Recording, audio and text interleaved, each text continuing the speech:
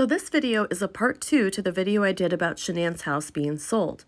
I'll link part 1 in the description for anyone who has not yet watched it. I received so many questions from the last video, so I thought I would try to answer them. Some of the questions asked were, who got the money from the sale of the house? Did Chris profit from it? How much was the house actually worth? What happened to the lien on the house?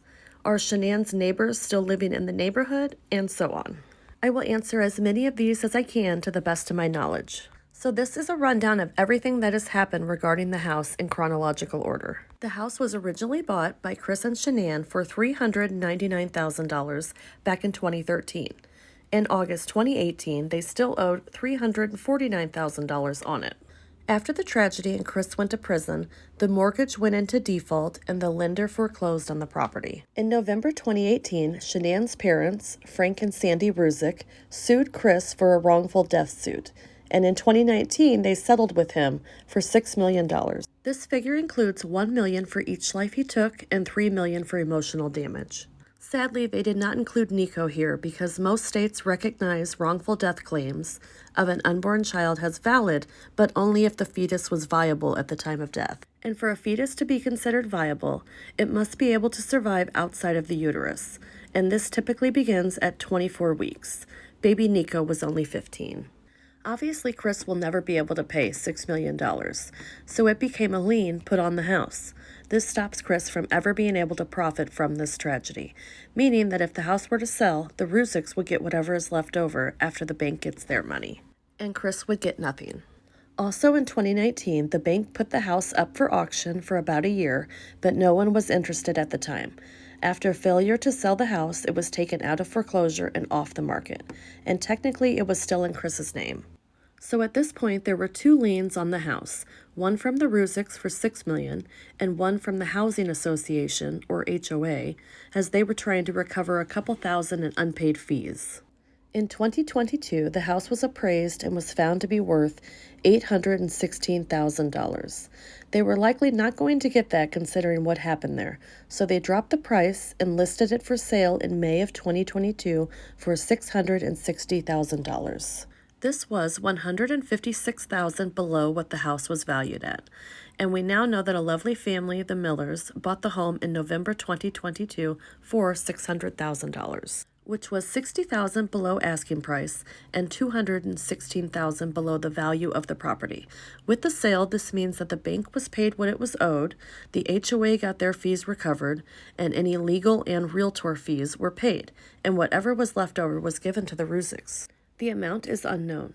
The $6 million lien the Rzuceks put on the house was taken off when the Millers bought the house. They did not have to pay that.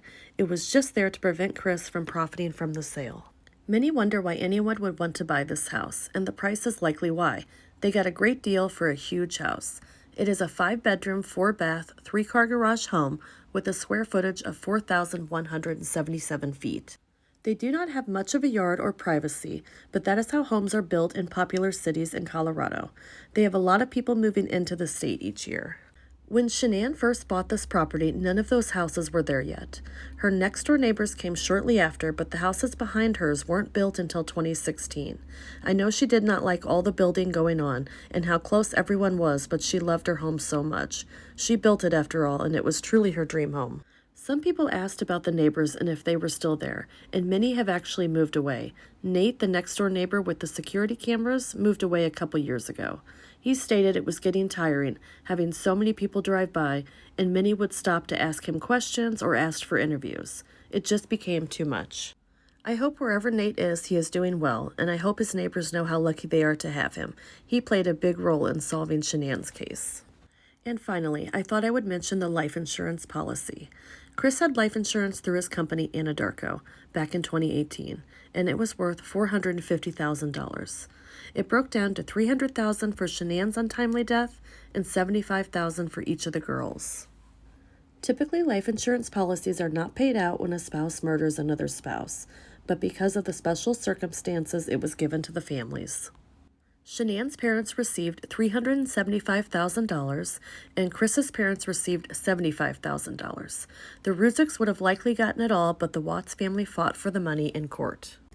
It does feel a little weird that the Watts got anything, as they could easily send it to Chris, and that would essentially be him profiting from his family's deaths that he caused. Hopefully the courts made it clear and they could not give him a penny from that money. And that is all. Hope this video helps people understand what happened with the house. Thanks for watching, and as always, my thoughts and prayers are with Shanann's family and friends.